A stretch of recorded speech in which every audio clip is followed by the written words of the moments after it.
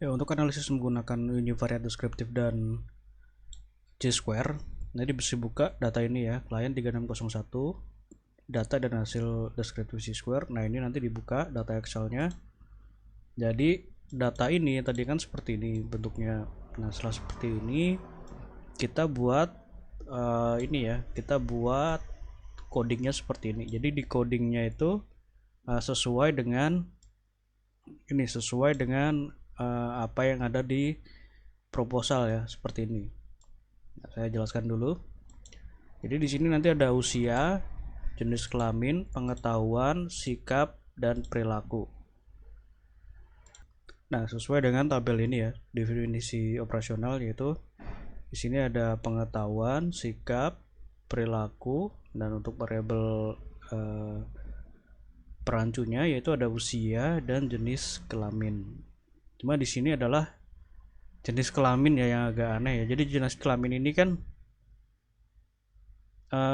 di sini kasusnya itu untuk perilaku ini ya, perilaku sadari itu kan khusus untuk perempuan ya. Seharusnya ini jenis kelamin tidak usah dimasukkan menjadi salah satu faktor ya, karena sudah jelas dari semua respondennya ini 100% adalah perempuan, seperti itu.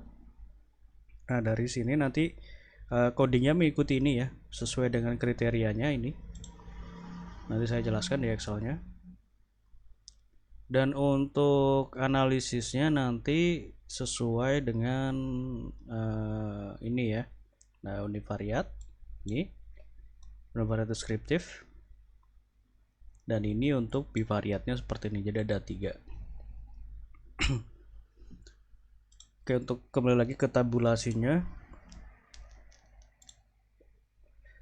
Nah, dari sini kita buat codingnya.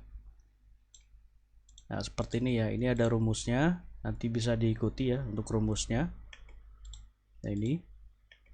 Nah, usia itu kita codingkan seperti ini ya. Jadi usia 1 itu untuk kode 15, 2 untuk kode 16, 3 kode untuk 17. Kemudian jenis kelamin, karena sudah jelas ini adalah kasusnya untuk perempuan, jadi semuanya perempuan. Jenis kelaminnya hanya ada 1 ya.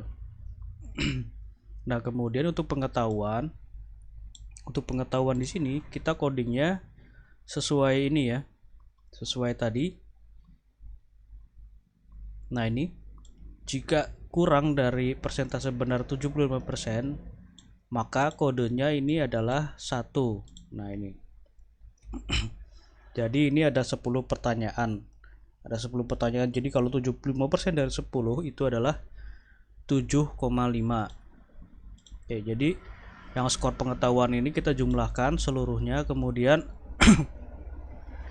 kita buat persentasenya, lalu kita buat kategori. Kemudian sikap juga sama ya. Nah, untuk sikap ini skornya negatif jika kurang dari min. Nah, ini jika kurang dari min maka skornya 1 ya, sikapnya negatif. Jika lebih dari min atau lebih dari sama dengan min, ini skornya 2. Nah, min dari ini ya, dari 7 pertanyaan.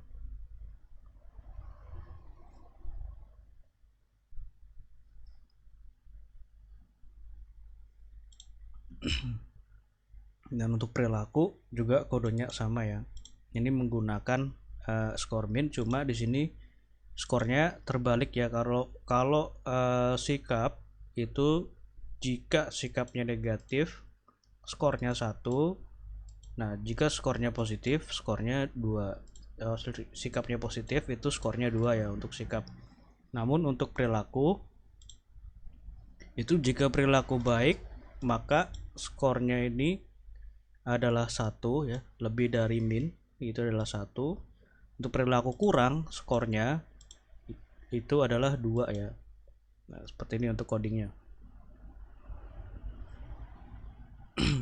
Oke. Nah, kita totalkan dulu ya skornya itu. Kita total seperti ini, kemudian kita buat kriterianya ya. Nah, ini ada rumusnya. Nah, ini untuk yang pengetahuan ya.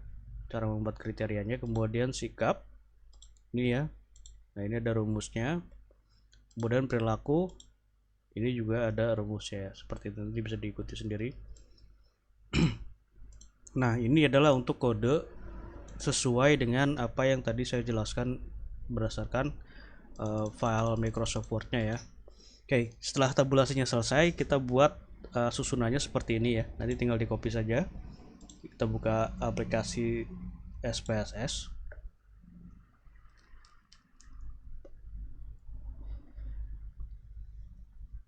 Di sini saya menggunakan aplikasi SPSS versi 27.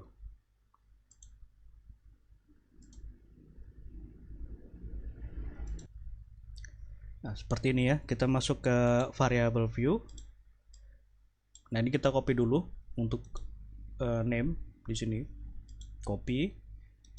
Klik kanan lalu paste. Seperti ini ya. Lalu kita masukkan kriterianya. Jadi seperti ini ya untuk kodenya itu. TP itu adalah kode untuk total score dari pengetahuan. TS itu adalah total score dari sikap. TPR ini adalah untuk total score dari perilaku. SUS ya, ini adalah untuk skor usia. Sedangkan ini ya US dan JK ini kita menggunakan kode. Ya, seperti itu. Dan untuk kode K ini adalah kode kriteria yang ini ya. Nah, ini kode kriteria yang ini. Kita masukkan dulu ini, klik kanan, copy, kita paste di label. Nah, seperti ini ya. Lalu kita masukkan kodenya.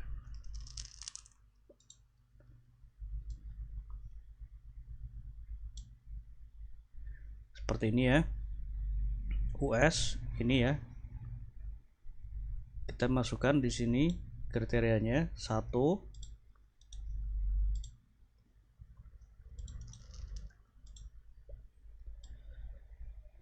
Nah, ini 1 adalah 15, 2,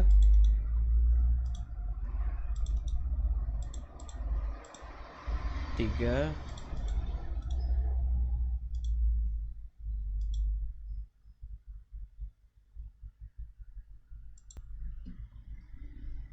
Jenis kelamin 1 adalah perempuan karena ini hanya ada 1 responden ya. Ada 1 jenis kelamin responden.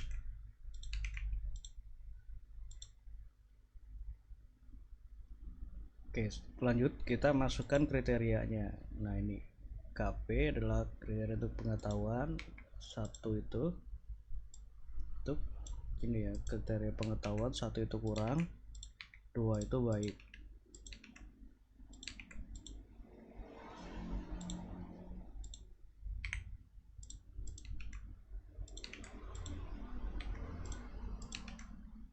Sikap, kemudian perilaku,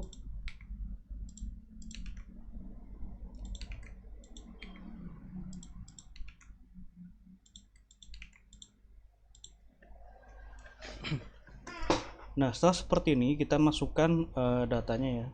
Kita masuk ke data view. Nah, ini kita masukkan dulu usia yang sudah dikodekan, usia dan jenis kelamin. Nah, ini ya, kita copy dulu seluruhnya. Copy, kita paste di sini. Kemudian kita masukkan skor usia. Skor usia kita menggunakan skor yang ini ya. Nah, ini skor aslinya. Lalu kita masukkan total skor dan ini ya, dan kriterianya.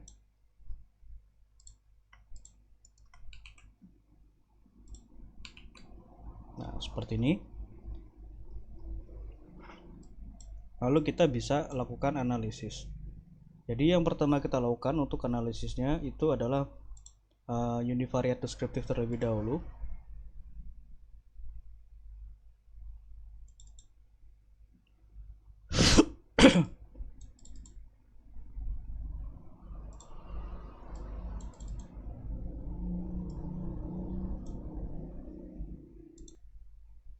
Seperti ini ya.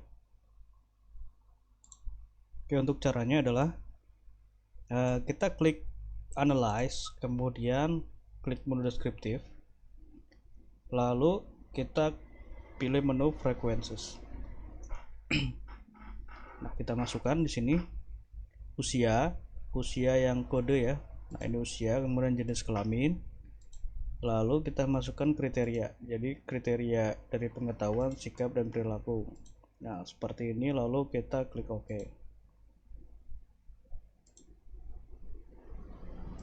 Nah, nanti akan muncul hasilnya seperti ini ya.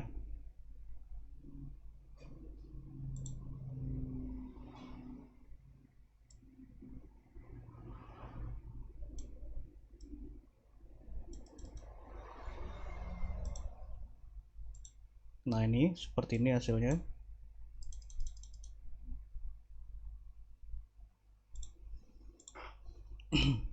Lalu kita buat deskriptif yang kedua. Nah, di sini kita menghitung nilai min, standar deviasi, median, minimum maksimum, dan CL sesuai dengan apa yang ada di proposal.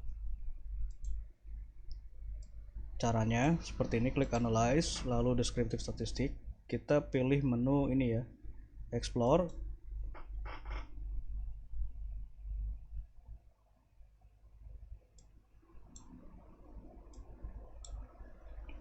Kita masukkan skornya. Yang tadi kan kriteria, nah ini kita masukkan skornya. Jadi ini ya, usia, kemudian total skor dari pengetahuan, sikap, dan perilaku. Nah, kita masukkan di sini ya, di dependent list seperti ini. Lalu kita klik OK. Nah, hasilnya akan seperti ini ya. Nah, seperti ini. Jadi untuk hasil ini bisa kita copy, kemudian kita pindahkan di Microsoft Excel seperti ini contohnya, supaya lebih mudah kita lakukan interpretasi. Nah, seperti ini. Jadi ini berlaku untuk semua pengujian yang lain. Oke, setelah analisis deskriptif, kita lakukan pengujian Chi-square. Caranya klik analyze, lalu deskriptif statistik, kita pilih menu ya, menu cross tab.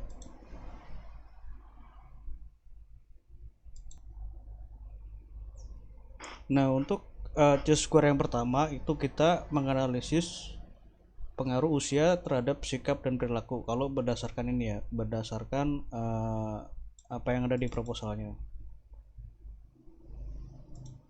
Jadi kita masukkan ini usia, tapi yang ini ya, yang kriteria. Nah, ini yang pertama ini.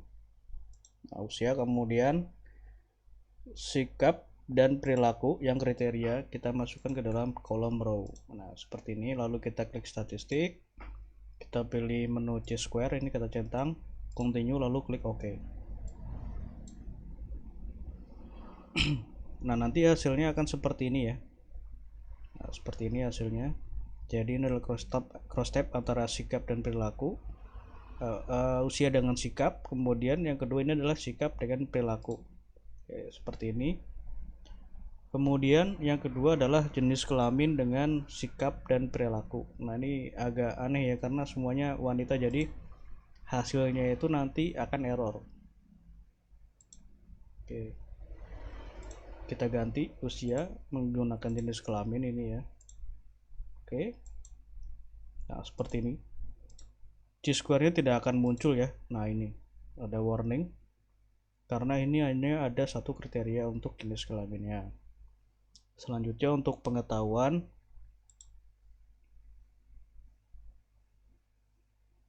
cross tab ya.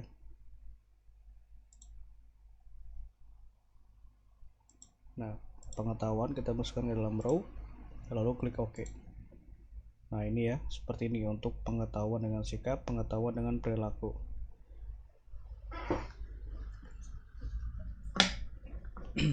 Nah, dari hasil ini nanti kita copy ya, kita pindahkan ke Excel. Jadi untuk analisis Chi-square